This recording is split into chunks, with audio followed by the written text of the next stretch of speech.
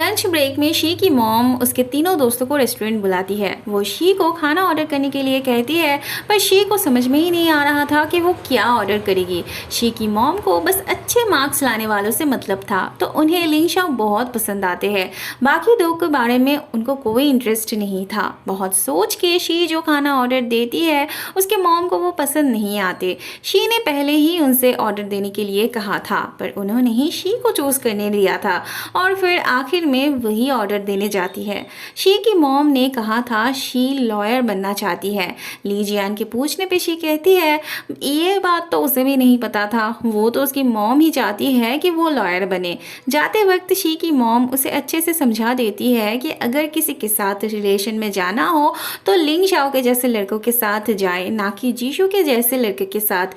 वो उसे हर वक्त ली जियान से दूर रहने के लिए कहती थी, और अब तो जीशु से भी, क्योंकि उन्हें समझ में आ गया था कि उनकी बेटी जीशु की तरफ वीक है। ली जियान को बुखार आया था, इसलिए वो स्कूल नहीं जा पाई। अगर जाती तो शायद आज उसे जीशु के पापा के बारे में पता चल जाता, क्योंकि जीशु के पापा ने आज उसके लिए क्लास में गिफ्ट भेजा था। जीशु को लगा था ली जियान के पापा ने शायद भेजा होगा, पर उसे जब पता चलता है कि उसके खुद के पापा ने भेजा था तब वो गुस्सा होकर अपने पापा को ढूंढने जाने लगता है। शी उसे ऐसे देख के वो भी उसका पीछा करती है। जीशु देखता है उसके दोस्त उसके पापा का दिया हुआ खाना बहुत मजे से खा रहे थे, वो सबका खाना उठा लेता है। ऐसे में शी आके उनसे जीशु के असली पापा के बारे में सुनती है। वहाँ जीशु उसके पापा के सामने उनका दिया हुआ खाना फेंक देता है और आइंदा से ये सब हरकत करने से मना कर देता है। वो उन्हें दोबारा अपनी शक्ल दिखाने से भी मना करता है। अगले सीन में हम देखते हैं ली जियान के दांत में प्रॉब्लम हो रही थी, जिस वजह से लिंग शाओ उसे दांत उठाने हॉस्पिटल लेके आया था। ली जियान को बहुत डर लग रहा था, उसे रोना आ रहा था, पर लिंग शाओ उसे समझा के अंदर ले जाने लगता है और पूरे टाइम उसी के साथ रहता है, उसका हाथ पकड़ के, जिससे उसको थोड़ा बहुत हिम्मत मिल रही थी। जाते जाते लिंग शाओ कहता है उसे उसके लिए डेंटिस्ट बनना पड़ेगा ताकि उसे डर ना लगे, उसे दर्द ना हो। शी की मॉम घर नहीं थी, तो शी स्कूल बंक करके ली जियान के घर चली आई थी। बातों ही बातों में वो जीशु के पापा के बारे में बता देती है। ये सुन के इन दोनों को ही बहुत बड़ा झटका लगता है। जीशु जब घर आता है तब दोनों ही उस पर टूट पड़ते हैं। जीशु को पता चलता है शी ने उन्हें बताया था, बस आ जाता है उसे गुस्सा। वो शी को बिना सोचे समझे मुंह में जो आ रहा था बोल देता है। बेचारी हर्ट होके वहां से चली जाती है। ली जियान लिंग शाओ को उसे रोकने जाने के लिए कहती है। शी अपने आप को ब्लेम कर रही थी, तो लिंग शाओ उसे समझाने लगता है। उसका समझाने का तरीका शी के दिल को छू जाती है।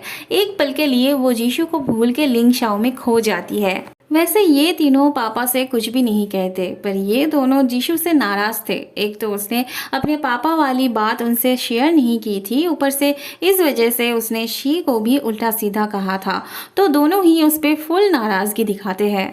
अगले दिन जीशु के पापा ली जियान के पापा को भी फ़ोन करते हैं और फिर उनके घर भी चले आते हैं। थोड़ी देर बाद लिंग शाओ के पापा भी बात करने आ जाते हैं। जीशु के पापा एक पड़ोसी के सामने बात नहीं करना चाहते थे, पर उन्हें अच्छे से ये एहसास करवाया जाता है कि वो भी एक फैमिली मेम्बर है। जीशु के पापा कहते हैं उनकी दूसरी पत्नी को जब पता चला कि उनकी पहले पत्नी से एक बेटा है, तो वो जीशु को घर ले जाने के लिए गई थी। जीशु के पापा अपनी बातों से बार बार समझा रहे थे कि वो बहुत अमीर है। वैसे उनको ये अमीरीपन उनके दूसरे ससुर जी से मिली थी। दोनों पापा मिलके उन्हें भी समझा देते हैं कि हो सकता है वो जीशु के अपने पापा है, पर उनसे भी ज़्यादा जीशु पे हक उनका है। जीशु के पापा उन्हें पैसों की लालच दिखाते हैं, तो दोनों पापा मिलके उन्हें घर से बाहर कर देते हैं। जाते वक्त उनकी मुलाकात जीशु से हो जाती है। जीशु तो उन्हें देखते ही मारने जाता है। अगर ये दोनों उसे ना रोकते तो वो तो आज अपने ही पापा पे हाथ उठा देता। बाद में ली जियान के पापा जीशु को डांटते हैं इस बारे में उन्हें ना बताने के लिए। जीशु कहता है वो उन्हें परेशान नहीं करना चाहता था, इसीलिए नहीं बताया। उसके पापा समझाते हैं इस प्रॉब्लम को सॉल्व करना उसके अकेले की बस की नहीं, तो वो ज़्यादा प्रेशर ना ले। अगर वो उसके पापा के पास नहीं जाना चाहता है तो वो अच्छे लॉयर रख लेंगे, उतना पैसा है उनके पास, वो बस अपनी पढ़ाई पे ध्यान दे। लिंग शाओ के पापा भी जीशु को बहुत हिम्मत देते हैं। फिर सब मिलके खाना खाते हैं। बाद में ली जियान के पापा जीशु से बात करने आते हैं। वो उसे समझाते हैं कि उसे किसी भी बात की कोई चिंता करने की ज़रूरत नहीं है, उसका पापा है उसके साथ। वो क्या है ना, खून के रिश्तों की वेट ज़्यादा होती है, इसीलिए शायद प्यार के रिश्तों को बार बार समझाने की ज़रूरत पड़ती है। ये एहसास करवाने की ज़रूरत पड़ती है कि वो हमारे लिए कितने ज़्यादा इम्पोर्टेंट है। तांग हर वक्त शो ऑफ करती फिरती थी, तो ली जियान भी उसे बातें सुनाने में कोई कसर नहीं छोड़ती थी। शी भी उसका पूरा साथ देती थी। ली जियान जीशु से मिलने जाने वाली थी, पर शी वहीं रुक जाती है। पढ़ाई का बहाना देके वो चली जाती है। लीजिया दौड़ते हुए आके जीशु को ड्रिंक देती है। उसका दोस्त भी मांगता है, पर वो तो सिर्फ अपने भैया के लिए लाई थी, उसे और किसी को भी नहीं देना था। उसके जाने के बाद जीशु कहता है एक बहन होना कितनी अच्छी बात होती है। उसके दोस्त को बहुत जलन हो रही थी, तो वो उसका ड्रिंक झूठा कर देता है। फिर जीशु स्ट्रॉ को उल्टा करके पीने लगता है। अगले दिन फिर से जीशु के पापा लीजियान के पापा के दुकान पे आते हैं। वो उन्हें समझाने की कोशिश करते हैं कि जीशु को बेस्ट एजुकेशन देने की हैसियत नहीं है उनकी, तो वो क्यों उसे अपने पास रख के उसका फ्यूचर बर्बाद करना चाहते हैं। जीशु के पापा को बस पैसों की रौब झाड़ना आता था। लीजियान के पापा आज भी उन्हें धक्का मार के बाहर निकाल देते हैं। आंटी भी दुकान आ रही थी, तो उन्हें ऐसे देख के पूछती है लीजियान के पापा उन्हें बाहर क्यों निकाल दिया। पर जब उन्हें पता चलता है कि वो जीशु के पापा है, तब वो भी उन्हें गालियां देने लगती है। जीशु के पापा उल्टा सीधा बोलने लगते हैं, तो आंटी अंदर से पानी ले आती है उन पे डालने के लिए, तब वो भी भाग जाते हैं। सर ने शी से कहा था तांग को उसके घर नोट दे आने के लिए। ये दोनों धूप में सड़ रहे थे उसके इंतज़ार में, पर तांग बहुत लेट करके बाहर आती है। क्योंकि तांग ने उन्हें धूप में इंतज़ार करवाया था, तो शी भी उसे नोट ना दे के ही चली जाती है। ली जियान तो शी पे फिदा हो जाती है। उसकी इतनी हिम्मत देख के वो इम्प्रेस हो जाती है। लीजियान दुकान पे जाके देखती है ताला लगा हुआ है। घर आके भी वो किसी को नहीं देखती। उसकी परेशानी बढ़ती जाती है। थोड़ी देर बाद ये तीनों घर आते हैं, तो लीजियान उनसे सवालों का पहाड़ खड़ा कर देती है। दरअसल लीजियान के पापा के दुकान को सील कर दिया गया था 1 हफ्ते के लिए, क्योंकि उनके दुकान के फूड में फूड पॉइजनिंग पाया गया था। उसका पापा सबके सामने तो अपने आप को स्ट्रांग दिखाते हैं, पर अंदर ही अंदर वो टूट चुके थे, क्योंकि ये दुकान ही उनका सब कुछ था, उनका एकमात्र सहारा। इसी के सहारे उन्होंने तीनों बच्चों को बड़ा किया था। रात में तीनों स्नैक्स लेने बाहर निकले थे। लिंग शाओ ली जियान को मैच्योरिटी की मतलब समझा रहा था, जो कि लिंग शाओ के अंदर शायद बचपन में ही आ गई थी। जीशु के अंदर अब धीरे धीरे आ रही थी, पर ली जियान को मतलब उसका कुछ पता ही नहीं था कि कब उसके अंदर मैच्योरिटी आने वाली है। अगले दिन जीशु अपने पापा से अलग से मिलता है। लीजियान के पापा के साथ साथ उसे भी समझ में आ गया था दुकान बंद होने के पीछे उन्हीं का हाथ था। जीशु के पापा उसे अपने साथ ले जाने के लिए किसी भी हद तक जा सकते थे। जितना नीचे गिरना पॉसिबल था वो उतने ही नीचे गिरते। ब्रेन वॉश से जब काम नहीं बना, तब ऐसी गंदी ट्रिक्स को फॉलो करना उनके लिए मुश्किल नहीं था।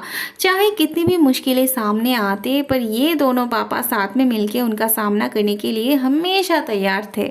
अगले दिन तीनों का एग्जाम था, तो उनके पापा बहुत परेशान हो रहे थे। सब कुछ ठीक से लिया था या नहीं, ठीक से पढ़े थे या नहीं, वगैरह वगैरह। उनसे भी ज़्यादा तो ली जियान अपने भाइयों के लिए परेशान थी। उन्होंने लकी अंडरवेयर पहने थे या नहीं, वो पूछती है उनसे। वो तो खुद चेक करने वाली थी, पर जीशु उसे रोकता है। भाई अब वो बड़े हो गए थे। ये बात कब लीजियान को समझ में आते पता नहीं। वो उन्हें अपना अंडरवेयर दिखाने के लिए कहती है। दोनों ही झिझकते हुए दिखाते हैं। क्लास टीचर सबको अपने स्पेशल पर्सन के बारे में लिखने को कहा था, और वो सबसे पहले शी को उसका नोट पढ़ने को कहते हैं। शी कहती है उसके गले में दर्द है, तब सर उसका नोट मांगते हैं खुद पढ़ के सुनाने के लिए। ली जियान सुनते ही उसके नींद उड़ जाती है, क्योंकि शी ने सिर्फ लिंग शाओ के बारे में लिखा था, पर उस दिन सबसे पहले जीशु और वो बचाने गए थे उसे, तो ये तो नाइंसाफ़ी थी ना उसके साथ। फिर शी ली जियान से ये वो कह के मैनेज करती है, अगली बार सिर्फ उसके बारे में लिखेगी कह के शांत करती है। तांग ने अपने मॉम डैड के जॉब के बारे में क्लास में झूठ कहा था, मतलब कुछ हाई फाई लेवल का जॉब कहा था। उसके बारे में ज़्यादातर बातें झूठ थी, और ये दोनों पास से सब सुन रहे थे। उन्हीं के साइड वाले टेबल पे ये लोग बैठे थे। वॉशरूम जाके ये दोनों उस बारे में बात कर रहे थे, और वह तांग भी मौजूद थी, तो वो उन दोनों को थ्रेट करती है स्कूल में किसी से भी इस बारे में बात करने के लिए। तब ली जियान को भी गुस्सा आ जाता है। शी बहुत मुश्किल से उसे रोक के रखी थी।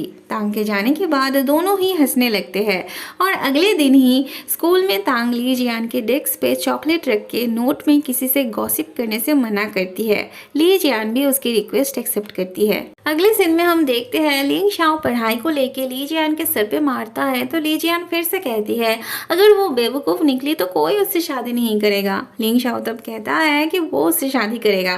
ली जियान को शक की नजरों से देख के वो फिर से कहता है कि वो उससे शादी करेगा।